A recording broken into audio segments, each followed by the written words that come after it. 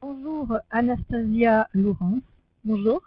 Vous êtes venue à Radio Festival pour nous parler de votre livre. Vous avez écrit un livre et pourtant vous êtes toute jeune. Et oui, Chiara Alouen, le livre des pactes, donc sorti vers le mois de décembre là, Oui. donc de l'année dernière. C'est pour moi une nouvelle aventure qui commence et j'ai hâte de la partager avec tout le monde, tous vos auditeurs. Oui. Alors dites-moi, comment à 17 ans on devient écrivain quand même? Alors c'est le parcours du combattant, pour être honnête. C'est bon, j'ai écrit Chiara Alouen pendant les grandes vacances il y a 2 ans. Et donc ça m'a pris 1 mois et demi puisque j'avais pas grand chose à faire. Et puis sur un coup de contrariété avec ma meilleure amie qui elle aussi écrit comme passe-temps, elle m'a dit non mais arrête de rêver, ça sert à rien d'écrire de toute manière, on n'en fait jamais rien. Donc ça m'a contrariée quand elle m'a dit ça et j'ai dit mais attends tu vas voir si on fait rien. Donc j'ai décidé d'envoyer mon livre en maison d'édition. Oui. Donc j'en ai contacté une trentaine sur le territoire français. Quand même? Ah oui, et donc faut savoir que les maisons d'édition, elles ont chacune leur créneau. Exactement. Et du coup, donc j'ai envoyé tout ça. Et puis, disons, les plus courtes se sont faites autour de 1 mois. Et très vite, au bout de 4-5 mois, j'avais 5 réponses. Positives ou négatives? Oui, 5 propositions de contrat. Donc après, j'ai dû faire mon choix. Et ça a peut-être été la partie la plus difficile pour moi. Et donc la directrice de la maison d'édition Baudelaire m'a proposé un entretien, donc avec elle sur Paris. Entretien que j'ai accepté, bien évidemment, puisque bon, déjà évidemment à 17 ans, ça flatte pas mal quand on vous dit tu montes à Paris. Voilà. Et du coup, j'ai accepté immédiatement pour tenter de faire mon choix, puisque j'étais complètement indécise. Et bon, mais ça a très vite accroché, donc leurs objectifs étaient pareils que les miens et tout, donc j'ai très vite décidé de signer. Et puis voilà, donc c'est comme ça que ça a commencé. Et 1 an plus tard, Chiara Alouen était là. Voilà. Maintenant, il faut le diffuser. Voilà. Alors, et le faire connaître. Exactement. Donc c'est la participation à des salons, des dédicaces dans les librairies. Est-ce que vous avez déjà eu quelques séances de dédicaces où vous avez rencontré beaucoup de monde? Alors, ma première séance de dédicace s'est tenue le week-end dernier. Oui. Donc ici même à Lannemezan, au Vendémo. Donc j'ai fait pas mal de belles rencontres. Donc aussi bien des enfants que des adultes. C'était vraiment très très enrichissant pour moi puisque j'ai pu discuter avec plein de personnes de professions différentes, avec la libraire.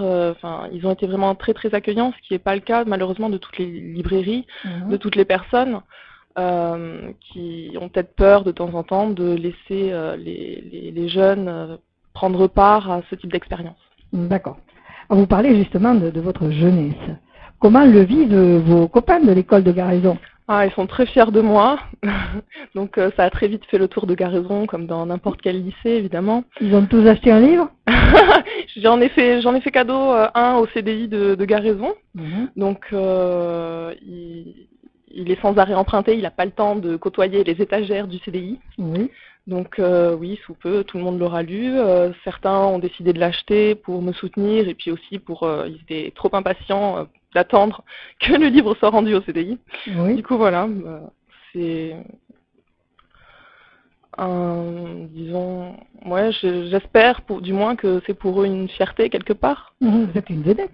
Ah non, j'irai pas jusque là puisque cette année en terminale L, on a la chance d'avoir des objectifs très divers et variés. Oui.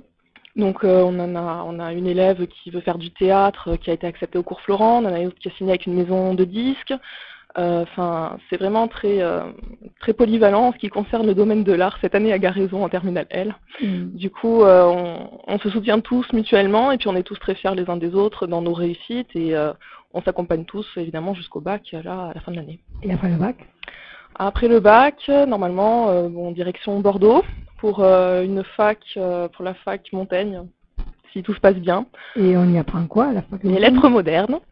Oui. Donc dans l'objectif de passer la licence puis le master et de me présenter au concours de professeur des écoles. D'accord. Donc en fait 5 ans d'études. Voilà. Derrière. Bon, si tout se passe bien. Oui, normalement. Ça va se passer. Il n'y a pas de quoi. Pourquoi ça se passerait mal d'ailleurs? Oh, on ne sait jamais. Je préfère laisser le bénéfice du doute. Non, pas du tout. Et papa et maman, ils sont contents de vous voir dans cette réussite? J'imagine, oui. Bon, ça laisse aucun doute. Ils sont très heureux de ce que j'ai réussi à faire, très, très fiers, très contents. D'ailleurs, quand j'ai reçu ma première proposition de contrat pour la maison d'édition, j'ai tout le monde qui était très heureux à la maison, mamie qui sautait dans tous les sens. Le champagne. Voilà. Maman qui avait les larmes au bord des yeux, papa qui était liquéfié. Voilà. Du coup, bon, ouais, c'était vraiment génial. Sur le moment, j'ai pas réalisé en fait. Je me suis dit non, c'est pas vrai. Alors, je voulais pas y croire. Que nous raconte cette histoire? Que nous raconte ce livre? Alors, Chiara Alwen, il faut déjà savoir que c'est un peu la métaphore de ma vie. Puisque j'ai commencé à écrire à l'âge de 12 ans quand mes parents ont divorcé. Ah. Donc ça a été une étape très difficile et une addiction comme une autre, et bien pour moi ça a été l'écriture. Le crayon. Voilà. Et j'ai mis du temps à tomber sur Chiara Alwen. Donc cette jeune fille qui est très fragile en apparence, prisonnière des 4 murs de sa maison. Donc elle fait partie dans ce monde d'heroic fantasy, elle fait partie d'une maison de nobles, la plus influente du royaume. Donc on retrouve le schéma un petit peu habituel qu'on a connu historiquement, avec le roi qui se préoccupe plus de lui que de son peuple, les nobles qui se préoccupent davantage du roi que de que pourrait engendrer leur politique, et le peuple qui, lui, subit tous les effets de cet égocentrisme. Mmh. Et Chiara, qui n'a jamais connu l'extérieur, souffrant d'une maladie pulmonaire depuis qu'elle est toute petite, que sa mère lui a transmise quand elle est née. Voilà. Et elle vit avec son frère et son père, donc sa mère étant décédée quelques années après sa naissance. Et prisonnière de cette maison, puisque son père et son frère ont très peur qu'il y arrive quelque chose, la surprotection. Elle finit néanmoins par sortir de ces murs et va affronter un monde sur le point de trembler, de bouger. Donc la révolution qui s'annonce et des créatures mystiques, si je puis dire, qui sortent des profondeurs d'un passé très éloigné. Donc des créatures qui ont été exilées par les êtres humains il y a de ça des millénaires. Wow. et qui reviennent se venger à cause justement de la peur des humains, les humains qui ont eu peur de ces créatures, qui ont voulu les repousser aux limites du monde. Et aujourd'hui, elles ont décidé de venir reprendre leur place. Et Chiara comprend que c'est pas l'un ou l'autre, ça doit être les deux, qu'une paix est possible, mais que pour ça, il faut comprendre certaines choses, il faut grandir et se projeter en avant. Et c'est extrêmement dur pour elle, puisqu'elle est malade. Elle sait très bien qu'il lui reste peu de temps à vivre, et ça lui paraît très difficile d'imaginer qu'elle puisse accomplir quelque chose encore. Elle a 17 ans, mais terriblement fragile. Et elle apprend à devenir forte. D'accord. Voilà. Ça se passe où, cette histoire? Alors, j'ai décidé de projeter mon histoire après notre ère. Donc, c'est-à-dire qu'aujourd'hui, on a une civilisation, une société qui est très, très axée sur soi. Mmh. Et on a oublié peut-être les racines du fondement de l'humanité. Donc peut-être les croyances et tout ce qui nous renvoie à nos bases, ce qui fait de nous peut-être des êtres humains, puisqu'on est capable de croire en quelque chose. et de manière pacifiste, oui. Et du coup, j'ai décidé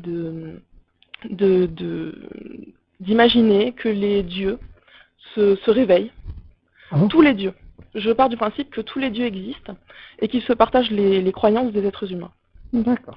Et donc, ils ont décidé de détruire l'humanité et de garder uniquement ceux qui méritaient peut-être de poursuivre, voilà, et de les fixer donc dans un univers qui recommençait. Donc la préhistoire a recommencé, puis on recommence à zéro, quoi. Voilà, pour faire très vite, le Moyen Âge est survenu et encore un peu après, Kiara Alwen est arrivée. Voilà. Et elle descend de l'une de ces, donc les nobles descendent de ces, ainsi que le roi descendent de ces individus qui ont survécu. Et alors, bonne chose ou mauvaise chose, je vous laisse en décider. D'accord, c'est très bien, elle a l'imagination très fertile, cette petite. Peut-être un peu trop. Peut-être un peu trop. À quand le prochain livre? Ah, alors j'en suis à la rédaction du tome 4. D'ailleurs, j'ai énormément de difficultés à le terminer. Tome 4? Oui. Voilà, alors Kiara Alwen se découpe normalement, si tout se passe bien évidemment, sur 3 cycles. Oui. Donc le premier là compte 4 tomes, le second comptera de même 4 tomes et le troisième aussi. Alors le premier cycle se déroulera avec Kiara Alwen, le second, si tout se passe bien, avec la génération d'après. Après. Voilà, si mon imagination ne m'emporte pas ailleurs. Et le troisième cycle, j'avais prévu de faire une genèse à toute cette histoire, à toutes ces guerres qui ont lieu avant ce retour à la paix. Donc qu'on espère. D'accord. Voilà. C'est très bien. Belle imagination. Et j'espère que vous aurez un très très bon parcours en carrière littéraire. J'espère aussi. Merci beaucoup. Voilà. Merci donc à mademoiselle Laurence Anastasia qui nous vient du Magnoac. Exactement. Voilà. Alors, à bientôt. Merci, au revoir. Et vous participerez au salon du livre qui aura lieu à la maison le 2 et 3 mai. Exactement.